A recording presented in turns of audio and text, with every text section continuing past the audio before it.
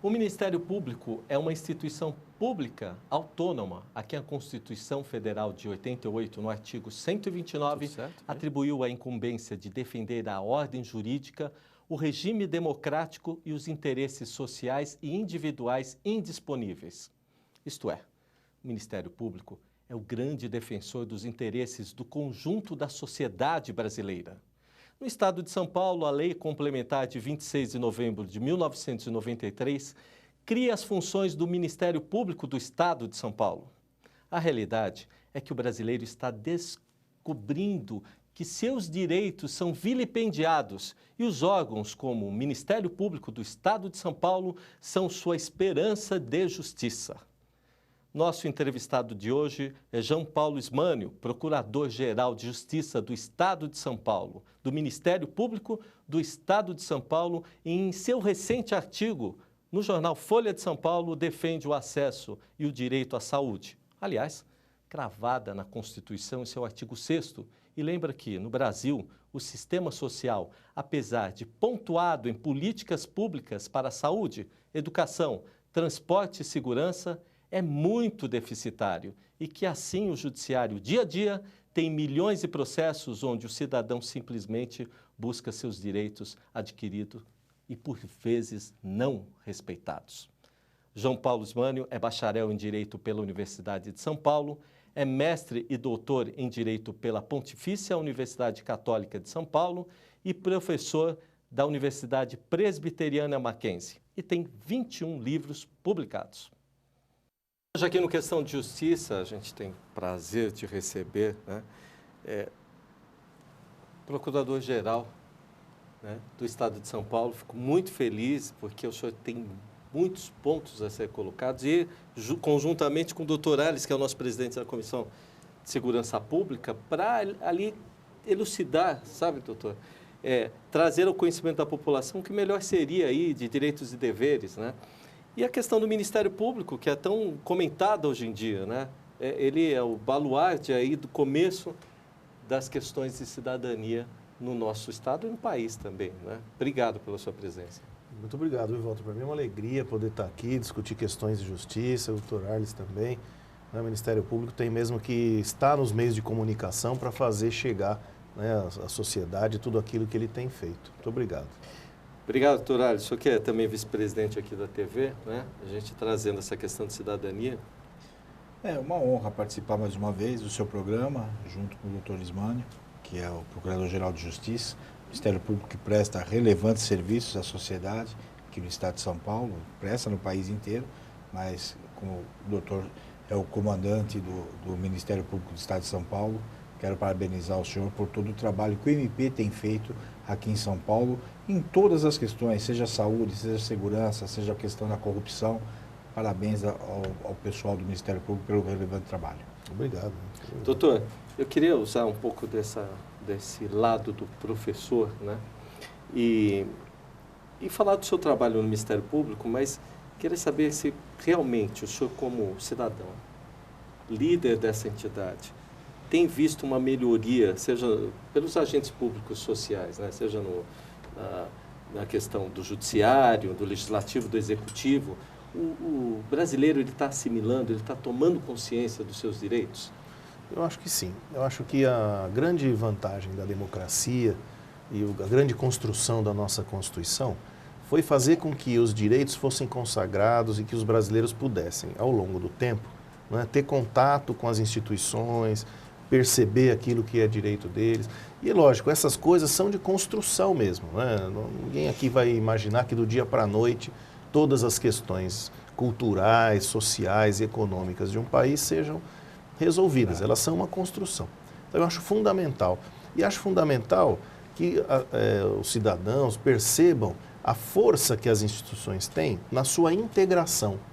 Esse é um trabalho que nós temos feito no Ministério Público com muita ênfase, em relação à saúde, à segurança, à educação, para poder integrar os órgãos do Estado. O Ministério Público tem essa função de ser um agente de integração, né? A Constituição também nos deu essa atribuição, para que os direitos possam ser efetivados. Acho que a grande questão hoje é como efetivar os direitos que estão previstos na Constituição Federal. Doutor João, eu estava aqui pensando que às vezes o cidadão, para a área do direito, quem milita ou quem trabalha aí coligado, sabe como funciona essa instituição. Mas eu queria, assim, em breves tópicos, que o senhor comentasse como é que funciona o MP, né? E especificamente aí o MP de São Paulo. Então, o Ministério Público ele tem uma série de atribuições que a Constituição lhe concedeu. A mais comum e conhecida é na área da segurança pública, na área do processo criminal, né? Então, os promotores fazem investigações, ações penais, né? O órgão da acusação. Então, essa é a principal função que a Constituição nos estabeleceu, nos deu. Mas nós também temos uma área de assegurar direitos que a Constituição também trouxe, que é muito importante, né? Na área dos direitos sociais, né? Através da ação civil pública, do inquérito civil. Então, todas essas áreas de direitos, né? Consumidor, meio ambiente, educação, saúde, idoso, criança, também são atribuições do Ministério Público. Então, nós falamos que existem vários ministérios públicos, na verdade, né? Tem o promotor da infância, o promotor do idoso, o promotor da saúde, né? O promotor da família, né? O promotor criminal. Então, tudo isso constrói uma instituição muito próxima da sociedade, muito próxima das pessoas, muito próxima dos órgãos públicos, com condição de poder contribuir, né? Para que esses direitos de cidadania possam ser realizados. Alice, às vezes me dá a impressão, por exemplo, eu vi o recente artigo que o senhor coloca sobre a questão do SUS, estava até comentando com o Cláudio, que é o seu assessor de imprensa, falando dessa disponibilidade do MP em correr atrás de um direito garantido, que é a questão da saúde pública, né? E depois me veio aí em referência uma entrevista bem assim, muito boa com o presidente do TJ, falando da questão hoje que tem 20 milhões de processos no judiciário, né? Até a gente colocava que eram 44 milhões de pessoas, é quase metade do Estado em litígio, uma coisa absurda. E eu vi que esse trabalho seu, inclusive pelo artigo, de garantir o acesso à saúde, né, ou remédio, ou em marcação de consultas, operações, ele vai justo no caminho de esclarecer isso, né? Como é que veio essa ideia? É uma luz isso, né? Porque o brasileiro sofre muito com essa questão de saúde, né? Eu queria que você falasse um pouco sobre esta ação, porque eu tenho certeza absoluta que tem várias pessoas que vão assistir e vão falar, bom, eu posso contar com o MP para poder marcar aquela operação de urgência que até hoje eu não consegui. Então, nós partimos de qual ideia? De que hoje o custo da judicialização está muito alto. Para os senhores terem uma ideia, o Estado gasta R$ 1,2 bilhão por ano para atender essa questão de judicialização da saúde. E, além de haver demora, né, e o gasto ser alto, retira dinheiro dos mais necessitados, né, que precisam do SUS, e o SUS acaba tendo seus recursos direcionados para essas questões de judicialização, que muitas vezes são justas. Não se trata de não atender, mas muitas vezes uma conversa prévia, um acordo, um acerto administrativo poderia poupar todo esse custo e fazer um atendimento muito mais rápido. Então foi com essa ideia que nós construímos, né, um trabalho que, se for o caso de judicialização, ele continua existindo. Mas na nossa ideia, né, trabalharmos em conjunto com a Secretaria da Saúde, com o próprio Judiciário, Defensoria, OAB, se nós conseguirmos atender isso sem judicializar, é um ganho de atendimento e de custo enorme. Eu estava vendo aqui, inclusive... O tempo também, né, Excelência? Então... Porque quando você vai debater em juízo a questão, ela acaba se arrastando no tempo. E a saúde da pessoa, às vezes, não aguenta o tempo do processo. Não dá para esperar, né? Exatamente. Eu estava vendo aqui que primeiro chama Acessa SUS, né? O programa chama Acessa SUS. Aí para vocês que estão assistindo o programa, pode entrar nas redes, ou quem está na rede social agora, Acessa SUS, dá uma olhada ali. E quando eu entro ali, procuro esse sistema e tem uma demanda, por exemplo, isso é muito natural, hospital público, né? Ou na busca do remédio, ou na questão da marcação de consulta, ele entra ali e já consegue fazer esse pedido, ele tem que entrar com algum tipo de documentação diretamente ali no prédio do MP? Não, ele pode entrar no MP, mas pode ir também na secretaria, na defensoria, no próprio judiciário, onde quer que ele entre, esse sistema de rede vai estar lá para atuação. Então, ele pode procurar qualquer um desses conveniados, né? E, no momento em que ele procura, o próprio sistema vai encaminhar eletronicamente o pedido para a área administrativa para saber por que não atendeu. Vai direto. Vai direto. Aquele sistema direto. Exatamente. E aí nós vamos tentar uma solução para o atendimento imediato. Que bom. Então, vamos imaginar, não atendeu por quê? Porque não tinha o remédio? Onde tem? Não atendeu porque esse remédio está em falta, mas tem um outro similar. Vamos atender. O tratamento é muito caro, tem um outro tratamento similar? Vamos fazer. É amplitude assim, dessa forma? A ideia é ter uma amplitude grande. Evidente, o programa está começando. Né? Parabéns. Nós fizemos o ano passado o convênio, né? Trouxemos todos os interessados, primeiro a Secretaria da Saúde. Né? A ideia inicial foi a gente olhar fraude e ajudar a secretaria nas fraudes. Mas fraude com o quê? Tem fraudes nessa área de tratamento, tem coisas que a gente não imagina. Mas... Quer dizer, o requisito, desculpa esmiuçar um pouquinho, mas eu estou usando esse professoral dele. Quer dizer, eu já vi como repórter alguns casos que, olha, isso era para fazer essa operação, fez outra, prótese. Mas tem coisas que, por exemplo, o mesmo pedido com o mesmo erro de português é usado para todo o pedido de remédio que a gente vê, são milhares de pedidos iguais. Nós tivemos recentemente desnecessários. Operação da Polícia Civil com o Ministério Público que pegou a máfia das próteses. Então, isso que eu estava lembrando.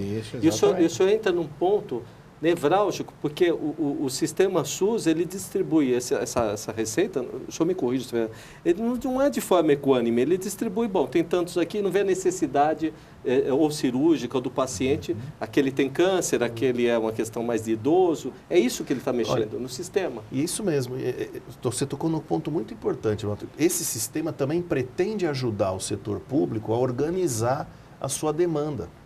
Porque ao perceber a demanda do que não foi atendido, ele pode organizar o atendimento e poder atender independentemente da pessoa procurar. Né? O senhor mexe com base federal, né? Porque SUS, né? A gente está nesse... É evidente, mas a prestação do SUS, ela é compartilhada. Né? Então, é federal, mas também é estadual e também é municipal. Nós vamos estender isso para municípios que queiram fazer conosco o mesmo convênio, para que a gente possa fazer não só no Estado, mas também em municípios para agilizar os atendimentos. Muito bom. É excelente porque no fim ele está regrando a destinação da verba da saúde para quem necessita, né? Olha, eu achei fantástico. Por exemplo, eu vi outro dia, eu queria um pouco alongar nessa coisa, porque saúde é um negócio que... transferência de um paciente idoso de um lugar para o outro. Quer dizer... aí você tem que fazer uma requisição, cai no sistema, isso no SUS, né? Cai na requisição ali, e aí para fazer a transferência tem que ver se há disponibilidade da ambulância, aí depois, há disponibilidade do lugar, então esse sistema vai lá, busca isso e informa aquele atendente que está dizendo, olha, não tem jeito, você tem que ficar aqui, eu tenho que ir embora. É isso? Se ele procurar qualquer um dos conveniados, ele vai ter uma rede para poder encontrar uma solução, um local, né? Não tem aqui, mas pode ter ali. O tratamento não tem esse, mas pode ser aquele, pode ser em tal lugar, né? Porque hoje o sistema de saúde ele é todo interligado também, né? E ele também é regionalizado. Então é possível encontrar soluções que são às vezes regionais, né? Se a gente puder estender isso mesmo para o Estado, como é a ideia futura, é encontrar mesmo na região onde tem tratamento para isso, onde tem o tratamento para aquilo, poder atender mais perto. Às vezes a pessoa tem que viajar muito para receber o atendimento, e às vezes é possível encontrar uma solução mais rápida, mais perto. Então, a hora que a gente conseguir estruturar, e eu imagino que isso vai ser feito em breve espaço de tempo, porque acho que economizando de um lado sobra dinheiro para o outro. Com certeza. Né? Eu acho que nós vamos ter uma solução bem melhor do que hoje. para o atendimento das pessoas. Nossa, isso é fantástico, cara. Isso aí, a demanda da saúde é o que vai resolver, porque o dinheiro, com certeza, ele não é... Um dos grandes problemas, né, que o Brasil enfrenta, além da segurança pública, que reflete em tudo, a saúde também, né? Medicamento. Deixa eu esmiuçar um pouquinho. Medicamento também É a mesma coisa. Quer dizer, eu estou ali, porque aqueles pedidos do medicamento do SUS, inclusive os de tarja preta, eles são complicadíssimos às vezes de conseguir. Então, uma pessoa aí que tem um problema ali de câncer, que está aí precisando tomar um medicamento mais pesado, não consegue tomar, fica meses, doutor Ismael. Então, a ideia é essa mesmo, é poder ver se a gente tem, se o Estado tem um similar para poder atender imediatamente. Porque às vezes acontece de não ter exatamente aquele medicamento, mas tem um outro medicamento que faz o mesmo efeito. Me fale dessa integração da prefeitura, porque o primeiro contato que se tem é com os AMEs, né? É isso, né? E aí o cidadão vai lá, e esse sistema ele vai interligar Estado e prefeituras? A ideia é isso mesmo. Porque a Constituição determina que a prestação do atendimento do SUS seja compartilhada. Então o cidadão pode ir para qualquer setor mesmo. E, evidentemente, para conseguir fazer esse compartilhamento, precisa ter uma divisão de atribuições, porque não é, em nenhum lugar do mundo um posto de saúde vai ter tudo que a pessoa precisa. Né? Tem que ter mesmo uma organização. Então, ele vai procurar, e a ideia é que ele possa receber o medicamento, o tratamento dentro do sistema de rede, né? Do sistema próximo, estruturado. A ideia é ajudar. Na verdade, já existe uma estruturação. Né? Vamos ser também justos. Né? Tanto o Estado de São Paulo, o município, os municípios já têm uma estrutura que vem respondendo, né, bastante bem ao sistema. Mas não é organizado. A ideia é aperfeiçoar. É aumentar a interação desses sistemas. Né? Porque senão a gente acaba gastando dinheiro duas vezes. Com certeza. Né? Gasta aqui, quando pode gastar uma vez só. Aproveitar aquele local, aproveita o outro. E isso é uma racionalização de gestão muito importante. Agora, isso, foi, claro, evidente na sua gestão, mas teve uma demanda muito grande de empreendimento, porque tem gente que questiona. Eu falo muito de autonomia de poderes, né? Acho que, por exemplo, o MP deveria ter uma autonomia orçamentária, porque tem que da função de vocês, né? Quer dizer, serem livres para poder fazer o que estão fazendo hoje, passando as coisas nos devidos lugares. Vamos falar nem a limpo. A questão também da magistratura nesse sentido. Da magistratura também, porque, né, você tem que ser ali um ponto neutro nessa questão, né? Deixa eu perguntar para o senhor, tem gente que reclama, né? A gente vê a peça orçamentária e fala assim, porque está gastando tanto aqui, tanto ali. Um sistema desse economizou um monte de dinheiro para a gestão pública municipal, estadual, de saúde. Como é que surge isso ali com os recursos tão ínfimos, doutor? Então, é o que a gente tem dito muito, o Ministério Público é um investimento da sociedade. O dinheiro que a sociedade destina ao Ministério Público é um investimento, porque nós retornamos esse dinheiro através desse tipo de ação. Então, o nosso orçamento, quando nós olhamos tudo que o Ministério Público faz durante o ano, o nosso orçamento volta para a cidade, para o Estado, para o cidadão, e volta em dobro, em triplo. Na verdade, nós somos uma instituição que tudo que é investido acaba retornando. Seja nessa área de saúde, seja na área da criminalidade, na recuperação de bens do ilícito, né, seja na área da sonegação fiscal, que nós também atuamos com um resultado muito bom, né, seja no combate à corrupção. Porque corrupção, outro dia eu dizia isso, não é só recuperar o dinheiro da corrupção, é impedir que ela continue. Então, cada vez que a gente fecha o espaço da corrupção, quanto a gente não economiza, porque a corrupção para. A corrupção ela age similarmente ao tráfico, né? Você toma uma providência, você pega o corrupto, tira ele e entra outro no lugar para explorar o mesmo problema que nós temos no sistema. E no tráfico acontece a mesma coisa. A polícia prende, o Ministério Público faz a denúncia, entra outro para fazer o tráfico no mesmo lugar. Então é um enxugar gelo, mas tem que fechar essas possibilidades, porque senão fica difícil, né, doutor? Nós já recuperamos 72 milhões de dinheiro ilícito. Da parte tributária? Não, da parte de corrupção. De corrupção. Isso é 72 milhões de dólares. Estamos falando de quase 200 isso, 200 milhões de reais, 200 e poucos milhões de reais. E isso que operação foi, desculpe? Não, em várias delas, tanto nas operações municipais, que envolviam fiscais, corruptos, etc., quanto nas estaduais, né, que envolviam questões de cartéis, né, essa história de cartéis do metrô, todas as questões que nós já atuamos. O senhor, no fim, termina sendo um médico social, né? Porque, assim, trabalha, olha, quem abre a página do Ministério Público, você vai ver ali do lado, eu vi questões para mulher, para o idoso, para criança, para adolescente, para as questões financeiras, tributárias. Você tem um leque ali de atuações, né? E até quero falar da área do nosso presidente Alys aqui, né? Mas o senhor acha que, só para fechar um pouco essa questão dessa questão da corrupção, ela está enraizada no dia a dia do cidadão? Assim, o cidadão já acorda dizendo o seguinte, o que eu ganho fazendo isso? Eu sinto um pouco isso, sabe, doutor? E outra coisa, como é que ficou a atuação, sei que o senhor teve presente, das 10 medidas contra a corrupção, tão ali em briga dentro da Câmara. Iniciativa importante do Ministério né? Público no país inteiro e que a Câmara Federal deu uma desvirtuada no projeto. Mudou todo o projeto, né? Quer dizer, a figura toda do projeto mudou, ainda falaram aí coisas que nem tinham no projeto que eu terminei lendo, a gente conversou, né? Como é que o senhor vê essa situação? Quer dizer, o brasileiro ajuda nisso também, né? Olha, eu acho o seguinte, nós estamos tendo uma oportunidade de convivência na democracia de fazer uma depuração de costumes, do trato da coisa pública, que a gente não deve perder.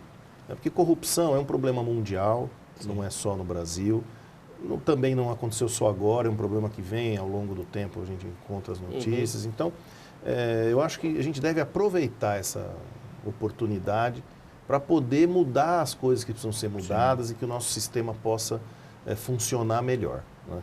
E as medidas da corrupção vinham um pouco nessa linha, né? O senhor foi para Brasília. Eu estive lá, debati as medidas, levei outras sugestões, né, que também nós aqui do Ministério Público Estadual tínhamos preparado para enriquecer o debate, né? E gostaríamos muito de ver medidas importantes, a criminalização de enriquecimento ilícito, né, a perda de bens, a ação de perda de bens para recuperar os bens da criminalidade. Na Itália, por exemplo, eles têm uma legislação de perda de bens muito eficiente. E todos os bens que são localizados de máfias, de crime organizado, eles são desapropriados, o bem reverte para a sociedade. Aqui no Brasil nós já estamos começando a fazer isso. Temos experiência já na lei de drogas, que é muito boa, né? Mas a gente precisa avançar um pouquinho para poder mesmo, né? Enriqueceu ilicitamente, tem que devolver para a sociedade. E essas são medidas que precisam ser debatidas. A gente respeita muito o parlamento, né? Não se trata aqui de criticar o nosso parlamento, porque a democracia também se faz, né, no Congresso Nacional, a gente tem que respeitar. Mas, encontrando as oportunidades, eu acho que o parlamento deveria, né, dar uma resposta, mudar os sistemas que precisam ser mudados, dizer para a sociedade, olha, de fato se localizou tais problemas, as soluções que nós estamos apresentando são essas.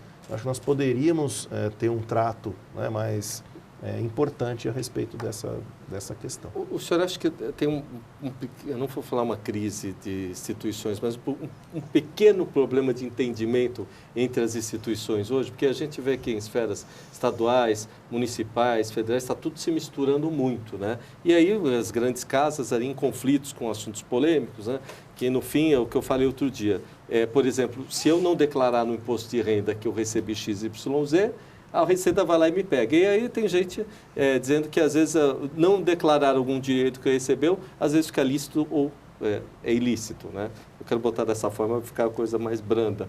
Mas, de qualquer forma, há uma crise entre as instituições da velha forma de pensar a democracia, essa nova democracia que está aí se aflorando.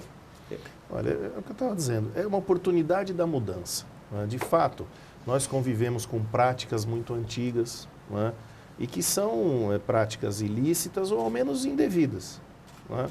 E que nós podemos aproveitar, né, para encontrar uma solução, né, nesse momento que possa aproximar, né, o parlamentar da sociedade, o político da sociedade, né? Nós temos tanta coisa bem feita, tanta construção, né, importante Acho que é um momento que nós podíamos pensar nas reformas necessárias, né? Na forma de financiamento ou não, né? Das campanhas, discutido, mas, enfim, é preciso encontrar um sistema que dê ao candidato o financiamento, mas que isso seja lícito, para evitar que o ilícito depois possa acabar prejudicando o próprio trabalho dele. Né? Então, acho que é um momento que nós precisávamos acho que é um momento aproveitar, adequado e tem que ser aproveitado.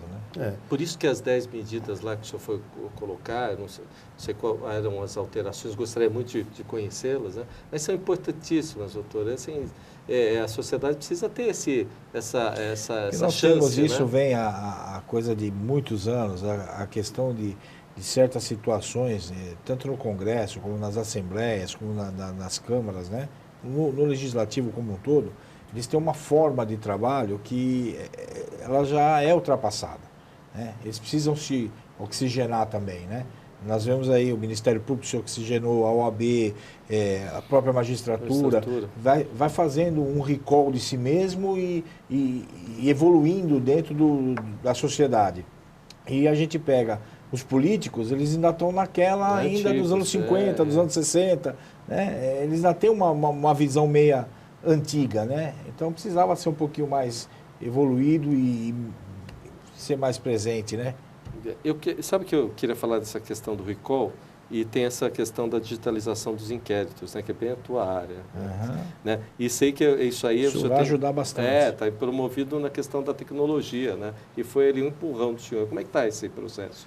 Está muito bem encaminhado. Né? Nós tivemos reuniões importantes com o presidente do Tribunal de Justiça, o Dr. Paulo Dimas, com o delegado-geral de polícia, o Dr. Youssef, com o secretário de Segurança Pública, o Dr. Mágino, e nós estamos avançando nessa questão. O OAB, né, o Dr. Marcos Acosta, que também participou também, foi ver o nosso sistema lá de digitalização de processos, né, para assegurar, evidentemente, que tudo está sendo feito dentro da melhor prática processual. Nós fizemos digitalização de processos, de inquéritos, né? O Ministério Público tem feito dos inquéritos antigos e agora a própria Polícia Civil já vem fazendo dos inquéritos novos. Então, em algum momento, esses sistemas vão se encontrar e aí nós vamos ter todo o sistema criminal digitalizado, né? Com ganho de papel, ganho de tempo, dinheiro, né? Recursos, vai ser um sistema que nós achamos muito bom. O que aconteceu quando se implantou na área civil. Né? Foi indo aos poucos, hoje está tudo praticamente digitalizado. Né? Mas olha o tamanho do que a gente está fazendo. Só no estado de São Paulo, nós temos 1.500.000 inquéritos. 1 milhão de inquéritos? Fora os novos. Estou falando 1.500.000 inquéritos. Já não é 22 milhões, já são 23 milhões, que podem ser 23 milhões. Né? 23 milhões e meio. Imagina a logística e o trabalho para fazer esse tipo de... Porque ele tem que ser o que está andando e o que foi para trás, porque tem papel ali atrás. Né? Isso é uma problemática grande. Isso, os recursos todos ali feitos dentro da questão do... Os que são para frente é o mais fácil, porque depois que você implanta o sistema, já vai tudo digitalizado. Então, mas a impossibilidade... É mais fácil, o problema realmente são os para trás. Você digitalizar tudo, colocar... O problema é o que a gente está enfrentando hoje, que é de digitalizar tudo. O acervo, né? E de fazer o sistema funcionar. Porque o sistema eletrônico também tem os seus defeitos, às vezes trava, não funciona... Então, esse é um momento mesmo que nós estamos enfrentando com bastante dificuldade. Outro dia eu passei um suador, eu tinha um prazo, acabei deixando para o último dia, consegui protocolizar, já era 11 e pouco da noite, desde a hora do almoço. Aí liguei para o tribunal, era problema técnico, e mexe aqui, mexe ali, acabou que deu certo, mas... Aliás, o senhor está unificando, desculpa cortar, porque eu me lembro muito bem que os tribunais, na questão dos tribunais, eles não tinham a mesma linguagem, nem do Estado para o outro, às vezes nem de um lugar para o outro. Quer dizer, e precisou tanto esforço assim, você vê, o Ministério Público está conseguindo resolver um negócio que o TJ tem problema lá atrás, né? O Daniel Berg deu uma entrevista para a gente como presidente do Detran e falou que tinha 90 milhões de processos administrativos. Isso é uma coisa absurda, doutor. E teve tanto problema com o empreendimento financeiro para isso, que a reclamação era essa. Não se tem dinheiro para fazer nada. Olha, foi um esforço bastante grande. Nós contamos com o governo do Estado uma ajuda. Mas é aquela coisa, nós fizemos um trabalho integrado com o Tribunal de Justiça. E aí nós compartilhamos as coisas. E aí ficou mais barato para todo mundo. Então hoje o Tribunal de Justiça cede para nós o espaço, né? As salas, né? Cede para nós o sistema integrado lá. Nós levamos os funcionários, né? E fazemos a digitalização dentro do sistema que o tribunal nos propiciou. Então o tribunal arcou com uma parte, nós arcamos com outra parte, né? Para que o sistema pudesse funcionar. Então a hora que compartilhou, acabou tudo bem, gastamos muito numa época de contenção, mas fizemos isso com muito rigor, muita racionalidade e, sobretudo, dividimos a responsabilidade e os custos. Então acabou ficando um trabalho bem feito. É um trabalho que é necessário. Não é uma coisa que foi feita, não era necessário. Não, sim, a necessidade de se digitalizar a parte criminal toda, ela é premente, né? Porque senão a gente tem cadeia lotada o tempo inteiro. O Osmânio conseguiu... Olha, eu quero até agradecer o senhor, porque tem processo que não anda, tem inquérito em delegacia que não funciona nada, o sujeito se sente injustiçado que não sai. Quantas vezes a gente já viu, né? O problema da delegacia aqui em São Paulo é a falta de efetivo. A Polícia Civil, ela passa por uma crise estrutural, eu acho que nunca passou por uma crise tão grande. De problema de estrutura, de falta de dinheiro, de falta de efetivo, de falta de salário, porque o salário é baixo.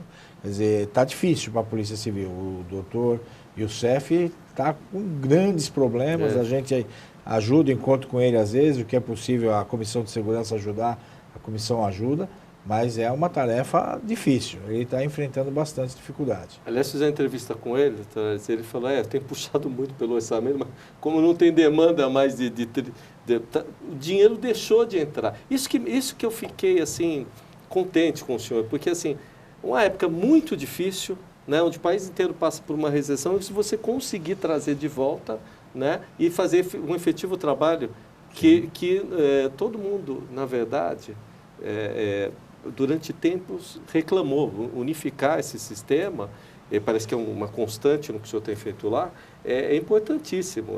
Você vê, na saúde, na questão de inquérito. Pega todo o trabalho que foi feito pelo Ministério Público Estadual com relação à recuperação de dinheiro que foi desviado de corrupção, do próprio Ministério Público Federal. Vamos dar exemplo, a mais famosa, que é a Operação Lava Jato, porque tem outras operações que já repatriou de dinheiro. Quer dizer, só temos que aplaudir os dois Ministérios Públicos pelo trabalho que fazem na defesa da sociedade. Eu ia perguntar agora para o senhor da questão da Lava Jato, né? E aqui eu estou vendo aqui um dado que eu recolhi ali com o Cláudio, que foi esses 22 milhões para os cofres públicos estaduais, né? Como é que está essa atuação do GAECO? E eu acho importante até explicar, às vezes, né, para quem não sabe como é que funciona o GAECO, o que ele faz e como é que estão essas operações dele. O GAECO é o nosso grupo de combate a crime organizado, né? É um grupo antigo, eu fui coordenador desse grupo na gestão do Dr. Fernando Grella. E nós temos um trabalho antigo já aqui em São Paulo, que é de combate à organização criminosa como um todo, né? E nós fizemos um trabalho junto aos colegas do GAECO para verificar as necessidades, aquilo que nós podíamos fazer para que o trabalho deles pudesse ser, né, melhor desenvolvido. Já era muito bom, é sempre bom dizer isso, né? Sim. O Ministério Público sempre trabalhou muito bem, mas sempre tem o que melhorar. Eu parto desse pressuposto. Não é porque é bom que a gente não pode melhorar. E aí nós conversamos lá, conseguimos incrementar, às vezes coisas pequenas, ajustes, designações, acerto de área, de trabalho. E o GAECO fez um trabalho excepcional nesse ano. Recuperou em dinheiro 22 milhões. Entendi. Mas foram mais de... Eu acho que tem outros tantos, se me for uns 40 milhões, se me falta a memória, de bens apreendidos, né, que vão retornar.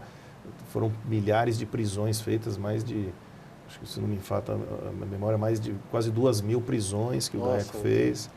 É um trabalho de sufocamento do crime organizado, né? Encontramos ali do crime organizado vários membros que faziam suporte, né? Que faziam lá contabilidade, davam suporte para a atuação. Então nós fizemos um trabalho bastante importante, né? De combate ao tráfico, né?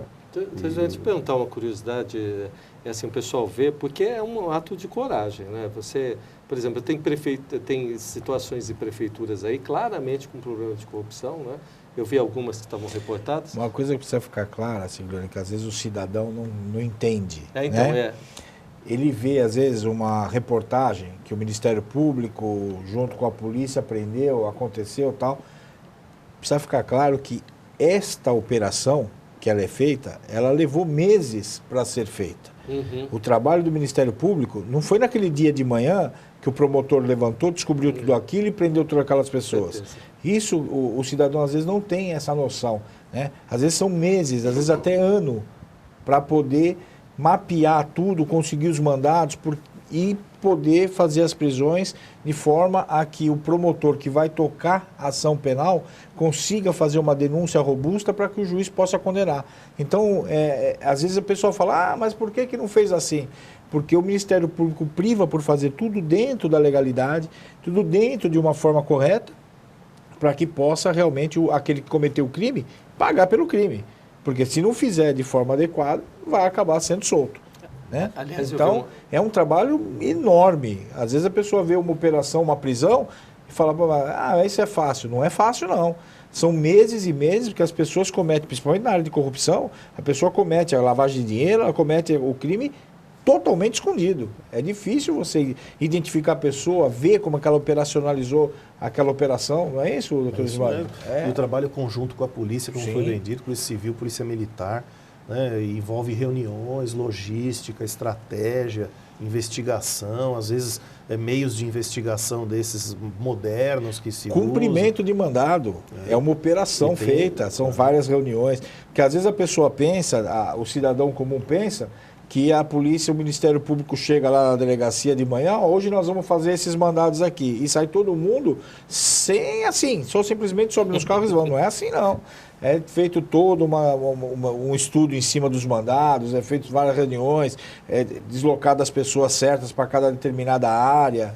Eu fico me perguntando, pode explicar bem isso. Eu estava aqui como jornalista, porque eu acho que na questão da advocacia se fala da questão das prerrogativas, né? Você tem que defender e tal. E nesse trabalho que o senhor faz, desculpa usar esse termo chulo, até com respeito total, mas as carteiradas devem ser uma coisa absurda, né? Porque eu sou fulano, já vi várias reportagens, eu sou cicrano, eu sou beltrano, e o cara está ali, foi pego com Outro dia a gente viu essa operação agora da carne, a mulher estava lá recebendo até carne na casa dela, quer dizer, né? Fora os prefeitos que tem. Como é que é essa relação? Como é que o senhor vê isso? Porque o sujeito, ele se prevalece daquele cargo do executivo, às vezes o do legislativo, e desrespeitando totalmente a ordem pública, né? Como é que o senhor tem essa relação para si? Não, precisa ser uma relação respeitosa. E eu costumo dizer o seguinte, pode haver conflito no caso concreto, mas entre as instituições não há. Sim. Entre as instituições é preciso ter mesmo transparência, conversa, né, respeito, porque o caso é concreto. Né? Então, vamos imaginar que tenha alguém que, eu digo nem é advogado, alguém que está se servindo da advocacia para cometer. A gente tem que avisar o AB, entrar em contato com o presidente, levar a comissão de prerrogativas, fazer o que tem que ser feito. Seja um prefeito, seja um deputado, senador, ou um próprio promotor, um juiz, ou seja, existe, infelizmente, situações que estão em todas as carreiras, em todos os locais. A gente tem que fazer, né? E ninguém abre mão de fazer, mas evidentemente a gente tem que respeitar as prerrogativas, conversar com as instituições para a gente poder encontrar o caminho. E as prerrogativas do próprio MP, dos integrantes do MP, como é que elas estão hoje em dia? Olha, a gente sempre tem um trabalho de defesa de prerrogativas, né? E a gente luta muito para que a sociedade compreenda a importância das prerrogativas do Ministério Público. Às vezes vem, ganha isso, passou disso, saiu não sei o quê, recebeu não sei o quê, né, fez não sei o quê. É importante que a gente mostre para a sociedade que o promotor do GAECO, ele está lá de madrugada, está de fim de semana, né, e às vezes ele recebe uma verba extra para poder dar conta do que ele está fazendo ali. Né? Isso não é nenhum desrespeito. Né? Isso é uma situação que precisa ser atendida. E tantas outras coisas, né? A prerrogativa mesmo funcional, né? De ser respeitado, de poder ingressar nos locais, né, de ter efetivamente a sua essa dificuldade nós na ordem feita, temos também, porque o cidadão ele acha que a prerrogativa do advogado é um benefício que o advogado tem. Na realidade, a prerrogativa do advogado, ele o tem para poder defender o interesse do cidadão, né, daquele que o constituiu. Isso mesmo. Então é importante mostrar para a sociedade que quando a gente fala em prerrogativa, a gente está defendendo alguém que vai atuar pela sociedade. Prerrogativa não é benefício, isso precisa ficar muito claro. Né? Doutor, o senhor acha que o cidadão está começando a entender mais essa questão, da questão do trabalho aplicado dia a dia? Chego lá e bato na porta do cara e falo, meu filho, você está aí com um probleminha, né? A gente identificou isso. A sociedade está adaptada ou tem aí, eu tenho visto aí algumas manifestações dizendo, isso aí veio meio truculento, foi levado de forma indevida, né? Então, essas questões todas. Como é que o senhor tem visto isso? Olha, eu acho que a sociedade reconhece e compreende. Evidentemente que toda operação, tudo que se faz, tem que ser feito mesmo com a oportunidade de todo mundo questionar, né? Ou seja, o questionamento não ofende ninguém, né? Não vejo nenhum problema em questionar. Mas a gente defende a prerrogativa, né? Não é feito com nenhuma ilegalidade, o trabalho é feito com cuidado, né, com ordem judicial, acompanhamento judicial, quando necessário o aviso aos advogados, à polícia, quando é policial, corregedoria, né, quando a gente vai fazer um trabalho no próprio MP, corregedoria, no judiciário, né? Então, são trabalhos cuidadosos, né? Isso a sociedade também precisa saber, né? O programa Esse Encontro... Essa questão de truculência, Siglione, eu com 37 anos que acompanho as polícias trabalhando, ela acontece em reação à ação do investigado. Eu nunca presenciei de forma gratuita um policial militar, um policial civil, um policial federal chegar para cumprir um mandado e ser truculento com ninguém. Obviamente, se ele é destratado, ele acaba reagindo, como naturalmente todo mundo que é destratado acaba reagindo. Você acaba sendo um pouco mais áspero, um pouco mais duro. Agora, o que precisa ficar claro, se você tem um mandado a ser cumprido, você chega com uma ordem judicial, eu tenho que fazer uma revista na sua casa, o senhor está preso. O cara fala, eu não vou preso. E você faz o quê então? Então, desculpa, eu vou embora? Tem gente que fala não, você vai falar, então o senhor vai preso. Ou o senhor vai numa boa, ou nós vamos algemar o senhor e vamos levar. Porque tem que cumprir a ordem judicial. Tem que, não é isso, excelência? Então, a truculência existe pela parte. Não é o Ministério Público, não é o policial. A parte que não aceita aquilo que está acontecendo e acaba investindo contra o agente público. O agente público tem que usar os meios legais, né, inclusive a força, de forma gradativa e moderada, mas tem que usar para cumprir a lei. É simples assim. Acho um desrespeito da população mesmo, querer ser melhor do que que a própria Constituição manda, né? Já vi situação, o cara com mandado de prisão, eu não vou ser preso. Como não vai ser preso? A gente tem bastante aí, né? Inclusive relatado pela mídia. Deixa eu comentar com o senhor a questão, encontre o seu pai. Isso é um negócio interessante, porque tem muitas pessoas que não conhecem, desconhecem a sua paternidade. Eu não li toda a iniciativa, mas eu vi que o senhor falou que foi feito... São Bernardo. São Bernardo, promotor de São Bernardo. Como é que foi isso? Foi assim, quando eu assumi, eu tenho sempre a percepção de que tinha muita coisa boa sendo feita e às vezes isolada e a gente não sabia. Então, eu criei um banco de iniciativas, um banco de projetos. Sim. E aí nós fomos buscar todos os projetos que os promotores estavam fazendo e que eram projetos bons ou importantes para analisar, para a gente dar a eles um trabalho mais estadual e poder investir. E aí nós localizamos um colega, Maximiliano Führer, o nome dele, que é promotor de São Bernardo, que fazia um trabalho com o poupa-tempo local de encontrar o pai biológico. A pessoa ia ao poupa-tempo, dizia que queria encontrar o seu pai biológico, ia ao promotor, o promotor pesquisava, né, localizando o pai, e muitas vezes amigavelmente se resolvia, né, encaminhava para o poupa-tempo para sair o documento e para reencontrar a família. Né? Além do documento, esse reencontro. Que programa importante, né? Porque saber quem é seu pai biológico é um direito fundamental, né? E que parece que não é importante, mas nós temos, pela estatística, 750 mil pessoas só na cidade de São Paulo. Sério? Que não sabem quem é seu pai biológico. Perde a referência. Perde referência. Sim. Isso é de fato Você não sabe sua origem. Não, e fora da família. É importante esse investimento. Um trabalho que o colega fazia ali em São Bernardo. Isso aí o senhor identificou, trouxe? Trouxemos para o banco de projetos e propusemos para o governo do estado a ampliação. Né? Falou, nós queremos ampliar esse projeto. Né? Fazer em outros poupa-tempos, com outros promotores. Vamos estruturar, né? Montamos uma estruturazinha para dar conta. Deve ser um trabalho fantástico, né? E nós fomos lá com o governador no poupa-tempo de Itaquera, né, que começou a funcionar, entregamos lá a certidão, foi emocionante. Que bom. Né? E a partir daí vamos fazer isso, vai se ampliar pela cidade de São Paulo, depois para o estado. Então é mais uma forma de integrar uma estrutura que é muito boa, como é a do poupa-tempo, né?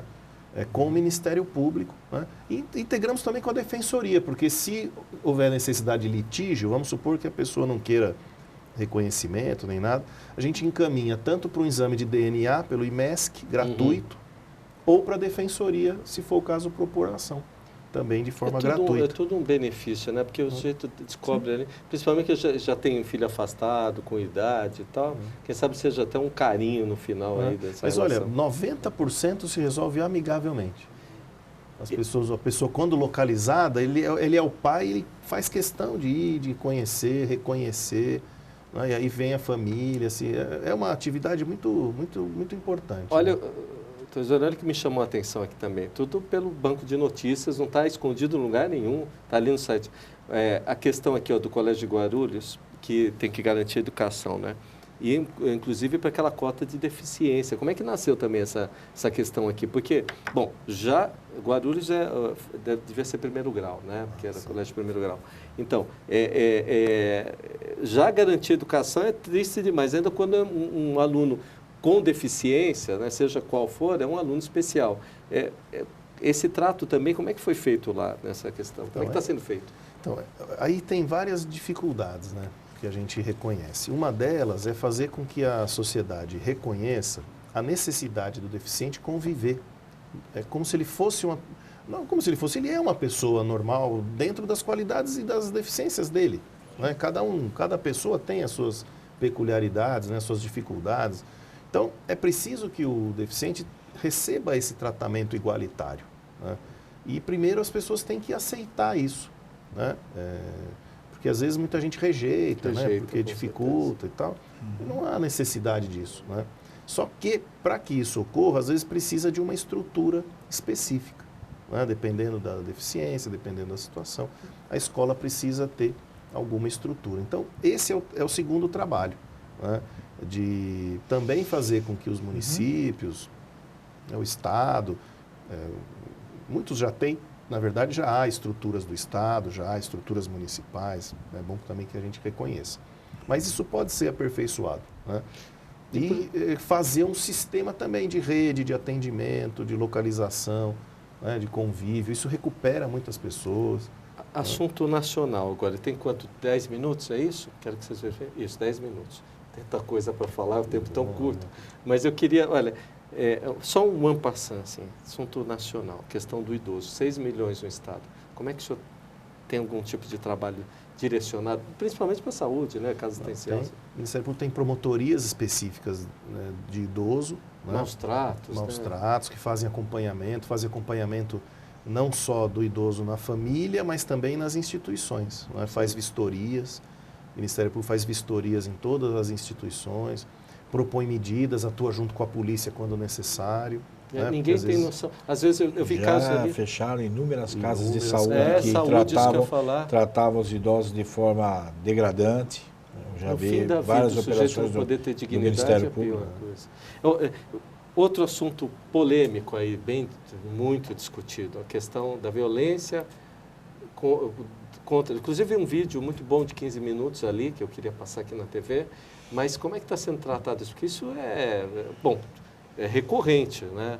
E tão difícil de ser tratado. Violência contra a mulher, isso. Né? Olha, o Ministério Público de São Paulo, a gente tem já há bastante tempo um trabalho pioneiro nessa área. Né?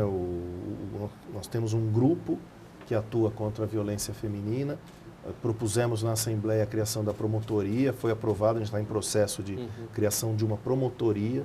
Né? Importante. E com quais premissas? Primeiro, fazer a proteção, porque esse assunto da violência doméstica é grave mesmo. Né? É um assunto que tem uma proporção importante, não só para a proteção da mulher, da própria família. Né? Mas o viés é não só de proteção, como também é de recuperação. Tem cursos para os agressores, né? Tem tratamento para os agressores.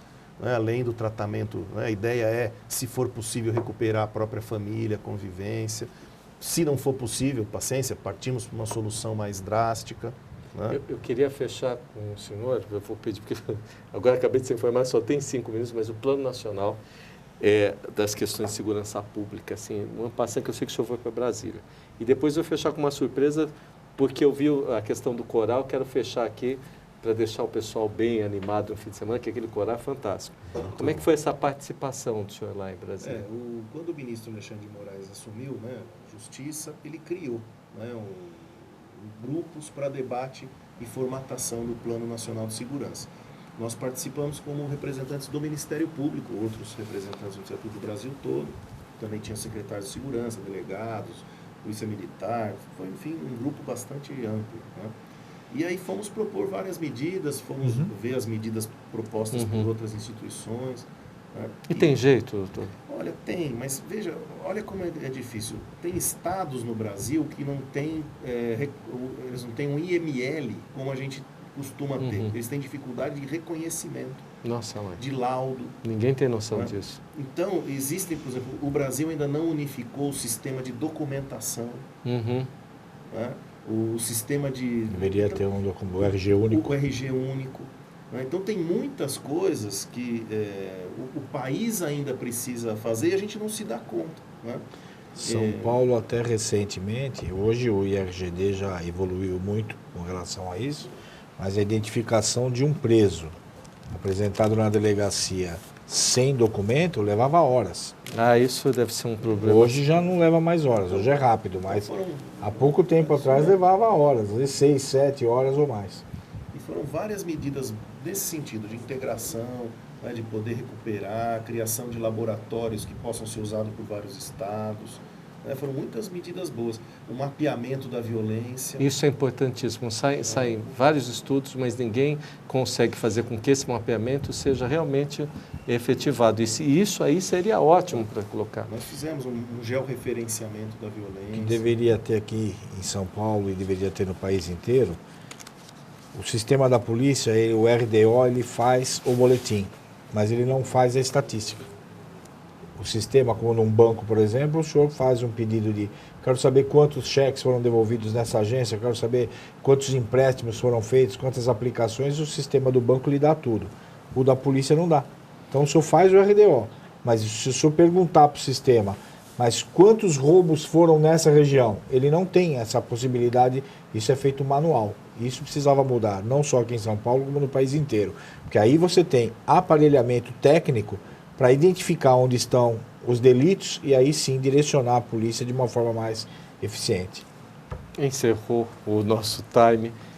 Doutor, eu agradeço muito, eu renovo o convite, já fiz o convite para toda a sua equipe para ter aqui a casa à disposição, tenho certeza que o doutor Ales vai aprovar. Deixe sua mensagem final aí e no final pode até deixar ele chamar o coral, que o coral, eu quero que o senhor encerre nosso programa, eu fiz isso com o presidente na época, né, o Capês, o senhor vai encerrar a questão de justiça hoje. Para vocês um abraço, porque melhor pessoa para encerrar não tem. Deixe sua mensagem final, pode chamar o coral. Olha, um prazer estar aqui, espero que as questões tenham sido debatidas a contento, estaremos outras vezes aqui, um programa maravilhoso para esse debate.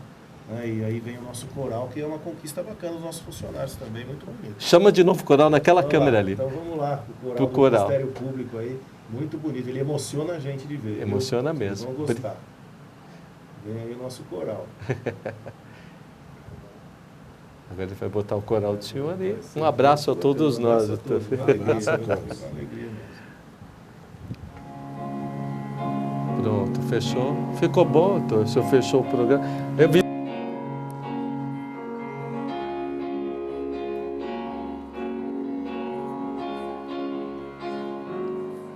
Oh, happy day.